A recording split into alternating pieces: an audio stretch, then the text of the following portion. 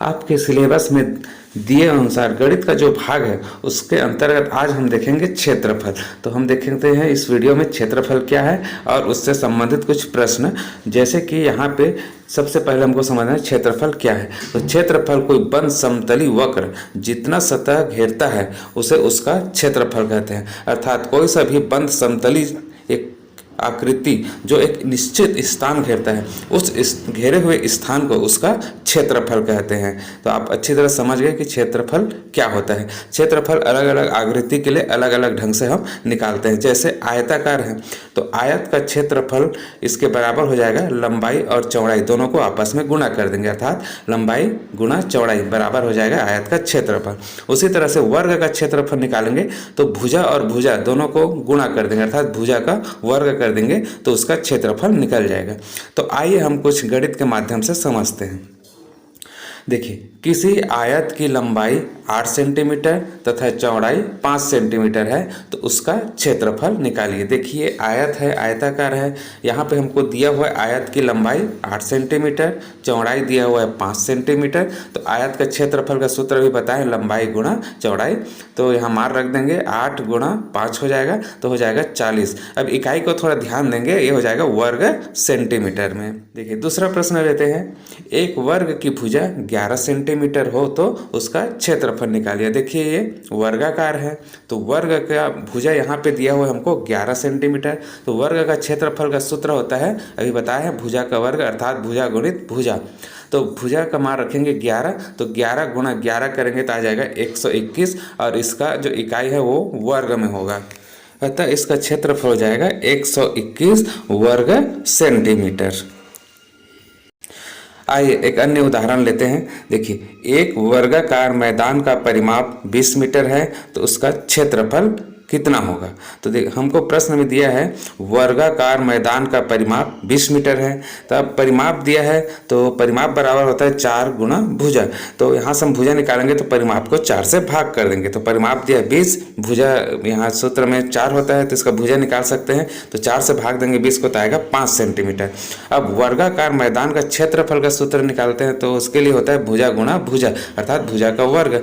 यहाँ पे हम भुजा निकाल लिए 5, तो 5 और 5 को गुणा करेंगे हो जाएगा 25 और इसका इकाई है वो मीटर में दिया है तो वर्ग मीटर अर्थात 25 वर्ग मीटर। अगला प्रश्न लेते हैं, किसी आयताकार आंगन का क्षेत्रफल 56 वर्ग फुट है, आंगन की लंबाई 8 फुट हो तो आंगन का परिमाप निकालना है। चलिए देखिए, यहाँ पे हमको क्षेत्रफल दिया है और उसकी लंबाई दिया है तो हम परिमाप निकालेंगे। तो आंगन की चौड़ाई है, क्षेत्रफल का सूत्र होता है लंबाई गुणा चौड़ाई बराबर क्षेत्रफल। हम यहाँ से चौड़ाई निकालेंगे तो क्षेत्रफल को लंबाई से भाग कर देंगे, तो 56 को 8 से भाग करेंगे तो आ जाएगा 7 फुट, ये हो गया लंबाई। अब आंगन का परिमाप निकालेंगे तो उसका फार्मूला होता है, सूत्र होता है 2 लंबाई धन चौड़ाई, अर्थात लंबाई और चौड़ाई को गुणा करके जोड़ के 2 से गुणा कर देते हैं तो हो जाएगा 2 लंबाई 8 चौड़ाई 7, दोनों को जोड़ेंगे तो 15 हो गया। तो 15 को 2 से गुणा करेंगे तो 15 दूनी 30 फुट हो जाएगा। तो ये इसका परिमाप हो गया। नेक्स्ट क्वेश्चन है, 8 सेंटीमीटर भुजा वाले घन से 2 सेंटीमीटर भुजा वाले कितने घन काटे जा सकते हैं। अर्थात प्रश्न में ये पूछ रहा है कि एक बड़ा घन है जिसकी भुजा है वो 8 सेंटीमीटर है तो उसके छोटे छोटे 2 सेंटीमीटर भुजा वाले कितने घन बनाए जा सकते हैं। तो इसके लिए आप दोनों घन के आयतन निकाल करके भाग कर देंगे तो अभिष्ट घनों की संख्या वो निकल जाएगा। तो देखिए, बड़े घन का आयतन निकालेंगे तो घन का आयतन का सूत्र होता है भुजा का घात 3 अर्थात भुजा को 3 बार गुणा कर देंगे तो हो जाएगा बड़े घन का आयतन 8 गुणा 8 गुणा 8 घन सेंटीमीटर। इसी तरह से हमको बनाना है 2 सेंटीमीटर भुजा वाले, तो छोटे घन का आयतन हो जाएगा 2 गुणा 2 गुणा 2 घन सेंटीमीटर। तो अभिष्ट घनों की संख्या हो जाएगा बड़े घन का आयतन उसको भाग कर देंगे छोटे घन का आयतन अर्थात 8 गुणा 8 गुणा 8 उसको भाग कर देंगे 2 गुणा 2 गुणा 2 से। तो इसको हम सॉल्व करते हैं तो आ जाता है 32 घन अर्थात हम 32 छोटे छोटे घन 2 सेंटीमीटर भुजा वाले काट सकते हैं। अंतिम प्रश्न देख लेते हैं, एक आयत की लंबाई और चौड़ाई में 3:2 का अनुपात है, यदि लंबाई 15 मीटर हो तो उस आयत का क्षेत्रफल ज्ञात कीजिए। यदि इस तरह से प्रश्न आता है जो अनुपात वाला रहता है तो उसको आप x के रूप में मान लेंगे। जैसा कि देखो यहाँ लंबाई और चौड़ाई में 3:2 का अनुपात है, अर्थात आप यहाँ मान लेंगे लंबाई को 3x और चौड़ाई को 2x, जो अनुपात दे उसके अनुसार इसको मान लेते हैं।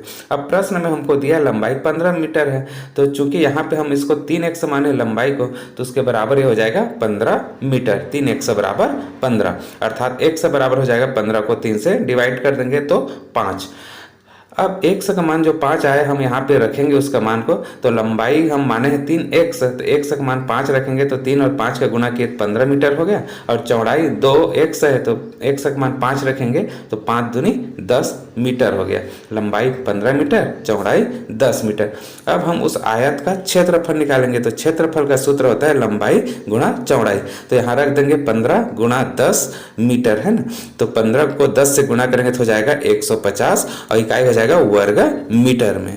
आशा करता हूँ कि ये वीडियो आपको आपकी परीक्षा की तैयारी करने में उपयोगी होगा, ज़रूर मदद करेगा।